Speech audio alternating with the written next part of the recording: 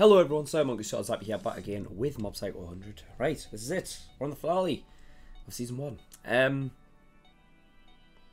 I think I will leave out the pre-discussion. I don't think we need it. I think we're just going to go straight into episode 12.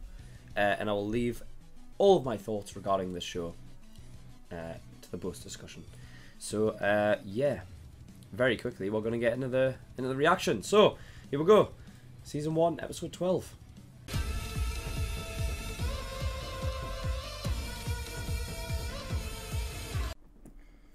Okay, that was it. Episode 12, finale of Mob Psycho 100, Season 1. Okay, we'll go through all of the notes that I wrote down, and then I'll do a brief summary of the season and what I thought about it. So, I wrote down Evil Mob, because that's what I thought we were going to get before the fucking opening, but no. Yeah, he kept to his master's words. And in good old Mob Psycho 100 fashion, it was just a joke. He never burst out in like a fit of anger, and Reagan just stood up because yeah, it was a toy sword after all. I had the same questions, like, that wasn't answered. Reagan asked the guy, how the fuck are you cutting through like walls and floors and concrete and shit if you can't cut through, like, you know what I mean? Like, what? They never answered it. My thoughts were, because there's been twice now where like that kind of, I feel like it doesn't matter what the item is. If you've got strong enough psychic power, you can like you can make an item into something that's tough, because it's not actually connecting with the item itself, it's connecting with like a barrier around it. So depending on how strong the barrier is, it could act like a sword. Tereki did it with his tie, in like episode 5 or whatever it was, and I was guessing that's what he was doing with the toy sword. But if you can cut through concrete with a toy sword in that psychic, then it can cut through a body. I mean, the way he was describing it, I'm surprised, like, he even got through the fucking suit. But again, they didn't give us answers to that. But whatever, doesn't matter. Reagan got given power by Mob, so he was actually human. Yeah, or he is. So he never had power in the first place. So what happened in that shop a few episodes back? Like half a season ago. So what happened there then? Because that wasn't explained either. Because that's when I first thought, oh, Reagan has powers, but clearly he never did. I don't know. But yeah, he was given power, and that equated to 1,000%. I don't know what the, like, if there's any, it does sound stupid what I'm about to say, considering the fact that we're talking about powers that don't exist, but I don't know the science behind that. Like, Mob can go 100%, right? The only thing I can guess is that, what, he like multiplied it because he was giving it to somebody else, and that because he gave 100% to Reagan, if he multiplied that with his own 100%, I don't know. It multiplied somehow. I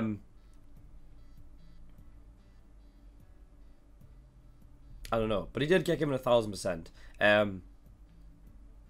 And I think he may have gained some like permanent psychic energy, because he can see Dimple now, right? So he must have like some like psychic energy residue, like still ingrained in him, right? But I guess like because he's been like exposed to it, so you know he's able to see them because of that. But he's not. But he can't, like, it's not like he can access it and use it, right? But yeah, I think because he was exposed to it, it's sort of like you know, it's kind of like a permanent thing, as opposed to it actually like unlocking psychic ability in somebody. Because in that case, like, it seems like the way people talk, like characters in the show talk about it, that like everyone should have the capability to become a psychic if they're exposed to like pain and shit. But yeah, I don't know.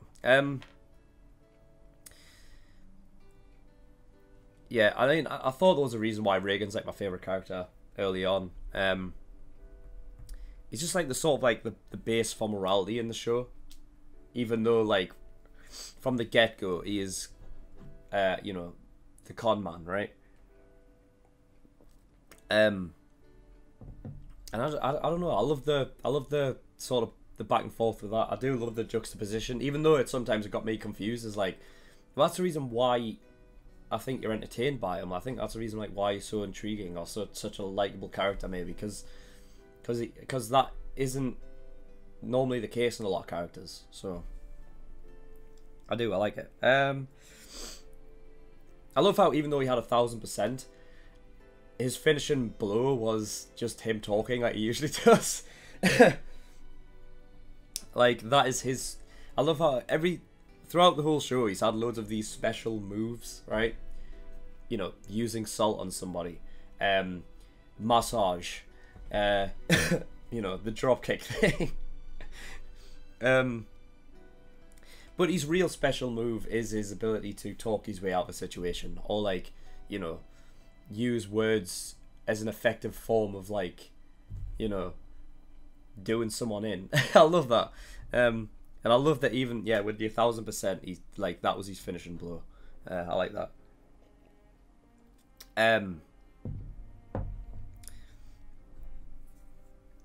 I was hoping Reagan would respond more to when he, because obviously he wasn't used to like having the power thing, right? I guess maybe that's why he didn't respond, because he thought it wasn't him, right? He thought it was Mob doing it. But still, I thought he should have responded anyway, right? Because he doesn't like him using a psychic power against another human being or another person. And he sent fucking Ishiguro or whatever his name was, like, flying into a wall. So I don't know, but yeah, yeah. So sure, I think I was right. He's more powerful than a lot of them there. Seemingly, he can reverse stuff. He was talking about reversing like a black hole. And he was talking about like that's what he does. He reverses it. So what does he reverses like how the fuck do you combat that then? If it's just, I don't know. There's clearly more to it. I'm sure we'll get it like next season. We'll just have to wait and see. Sure, obviously sees something in Ritsu. I remember like a few episodes back I was confused. Well, I wasn't confused. I was just wondering what Ritsu's potential is, because Mob's is huge, right? But seeing as Ritsu's Mob's brother, I was thinking like, all right, well, Ritsu must have quite a high capability or high potential of like using this power, and clearly he does, because while Sho doesn't really see anything in Mob, he sees something in Ritsu. So, scary thought. It's gonna be interesting to see how that turns out. How the fuck did Dimple survive? I thought the whole thing was like they're put into the vase, right? And then it's basically a free for all. Whoever comes out on top means that they're strong enough to become part of the thing, right? So theoretically, Dimple destroyed all of them lot.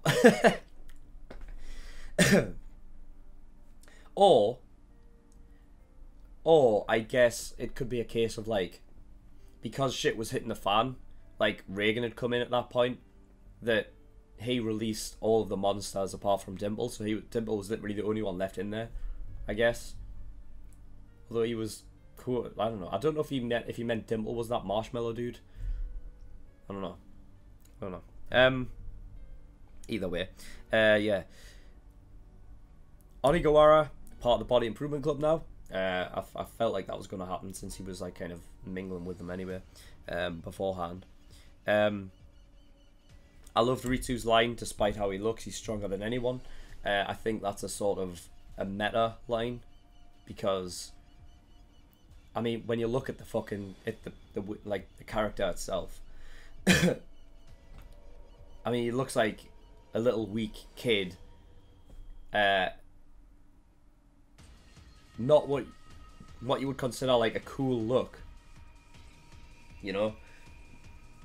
And I think that's a meta line, like a sort of a nod to the audience watching. Despite how he looks, he's stronger than anyone.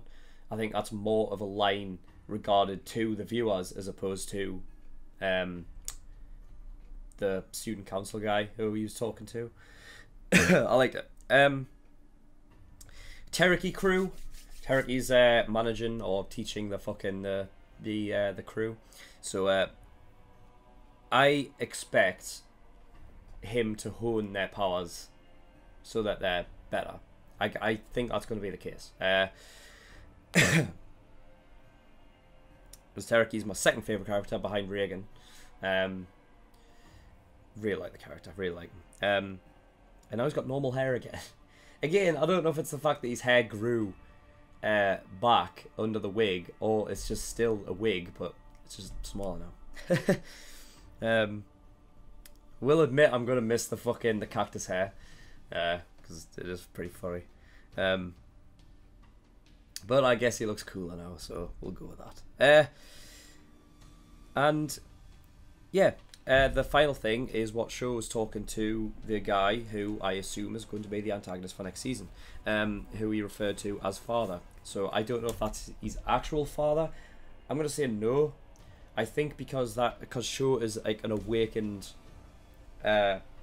almost manufactured kind of psychic user, that he refers to the person who made him that way as father. So it's like in My Hero, it's like oh well, no, he doesn't, does he?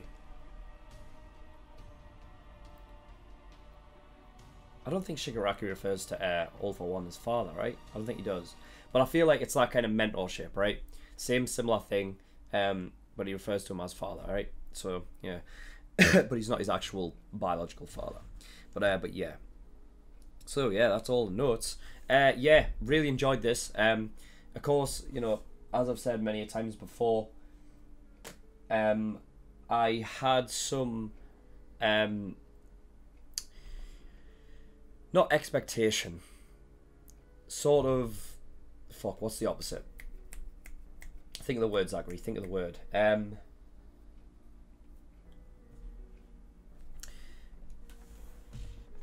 I was very, fuck's sake, man, what's the word? I hate it when this happens. I feel like it hasn't happened in a while, but yeah, I've reached that point again. Hit the fucking brick wall where I can't remember the word.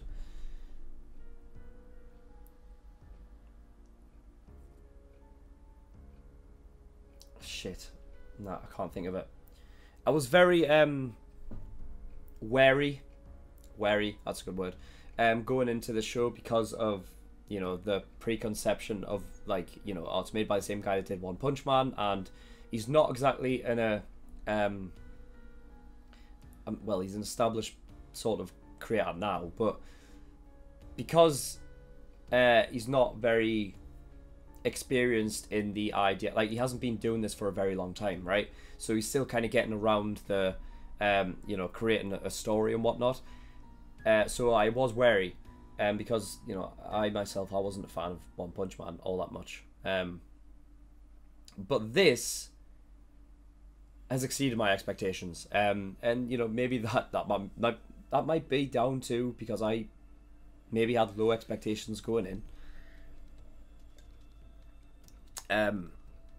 If we're being real, that might be the case, but I thoroughly enjoyed it. I think there's a lot more grounded, sort of, like, there's a lot more you can attach yourself to in terms of the characters. I feel like when it comes to One Punch Man, there's no real emotional impact at all, whereas in this there is, and I feel like there's messages to get given, like in Mob, more than One Punch Man. I think the only time in One Punch Man you can actually, like, equate some sort of feeling to is the bicycle dude, when he goes up against that fish guy, right? But like, you know, I feel like it's a bit more superficial, One Punch Man, whereas I feel like Mob Psycho is a lot more emotionally impactful. It's like closer to the heart kind of thing. I feel like, yeah, it's a lot. It's something you can actually attach yourself to, and I like it more. So, yeah, I appreciate you guys for you know, voting on this as the show for me to react to, and I'm extremely happy with the outcome of it being a show that I actually like. So yeah, we'll be moving on to season 2. I'll be doing that week to week. As for the first episode of season 2, because obviously as of recording this, it's already been aired, right? It's already out. I'll